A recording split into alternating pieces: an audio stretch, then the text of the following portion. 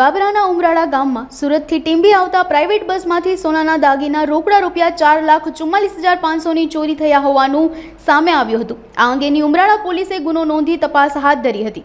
તપાસ દરમિયાન જાણવા મળ્યું કે ફરિયાદી બહેન સાથે મુસાફરી કરતા એક બેન સદરહુ ચોરીમાં સંડોવાયેલા હોય તેઓની યુક્તિ પ્રયુક્તિથી પૂછપરછ કરતા તેઓ ભાંગી પડ્યા હતા અને પોતાની ગુનાની કબૂલાત કરી હતી।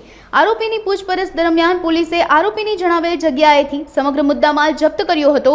આરોપીની ધરપકડ કરી આગળની કાર્યવાહી હાથ ધરી હતી।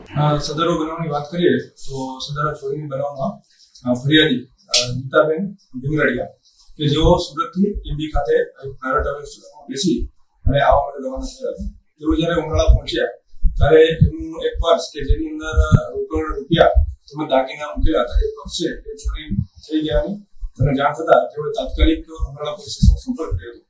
ઉમરાળા પોલીસ સ્ટેશન દ્વારા બનાવની ગંભીરતાને ધ્યાને લઈ અને તાત્કાલિક ગુનો નોંધી અને સદર ચોરીનો ભેદ છે એ ઉકેલવા માટે પ્રયત્નો હાથ ધરવામાં આવ્યા હતા। ઉમરાળા પોલીસ સ્ટેશન દ્વારા ટેકનિકલ સોર્સિસ તથા હ્યુમન સોર્સિસની મદદથી આ સમગ્ર ચોરીનો જે ભેદ છે ઉકેલી કાઢ્યો હતો।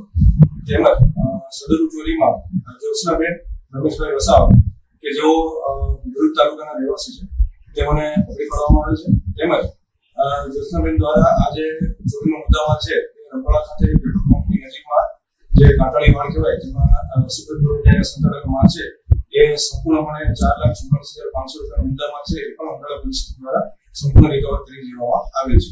હાલ ગુનાહિત ઇતિહાસ છે એ બાબતે તપાસ ચાલુ છે જેવી આપણે મળશે।